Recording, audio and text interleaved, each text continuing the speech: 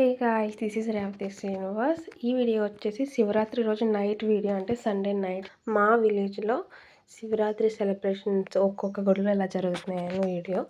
ఇది వచ్చేసి ఫస్ట్ మా సాయిబాబా గుడి దగ్గర శివాలయం ఉంటుంది, ఓల్డ్ది, బాగా చిన్నది. అక్కడ సెలబ్రేషన్స్ ఇవి. నాతో కలిసి సరదాగా మీరు కూడా మా ఊరు శివరాత్రి సెలబ్రేషన్స్ చూసేయండి ఒకసారి. నెక్స్ట్ వచ్చేసి మేము మా ఊరి పాత శివాలయంకి వచ్చేసాము. పాత శివాలయం దగ్గరికి వచ్చేసాము.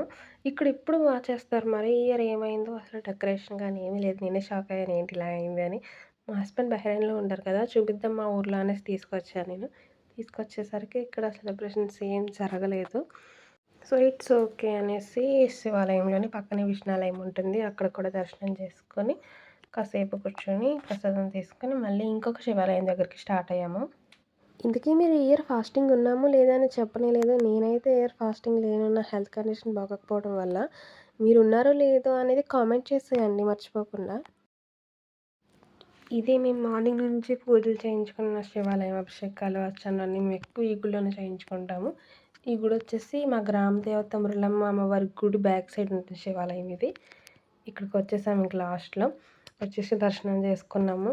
ఇక్కడ నైట్ అభిషేకాలు జరుగుతున్నాయి, 1 గంట వరకు జరుగుతాయి అభిషేకాలు. ఇక్కడికి వచ్చేసి దర్శనం చేసుకొని కాసేపు కూర్చొని ఇంకా ఇంటికి స్టార్ట్ అయ్యాము. స్టార్ట్ అయితే ప్రసాదం తీసుకొని దీపం తీసుకొని ఇంక ఇంటికి వచ్చేస్తున్నాము. మా రామాలయం దగ్గర కూడా శివరాత్రికి ఇలా దీపాలు పెడతారు. అరటి బొందల మీద ఇలా దీపాలు పెట్టి పొడుక్కి, మా పాలెం పొడుగుకి పెడతారు రామాలయం దగ్గర నుంచి.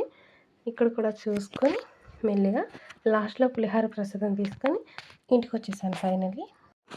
మర్చిపోకుండా మీరు ఈ శివరాత్రి ఎలా సెలబ్రేట్ చేసుకున్నారనేది కామెంట్ చేసేయండి, లైక్ చేయండి, షేర్ చేయండి, సబ్స్క్రైబ్ చేసుకోండి, కామెంట్ చేయడం మర్చిపోవద్దు. This is Revathi Srinivas. By guys.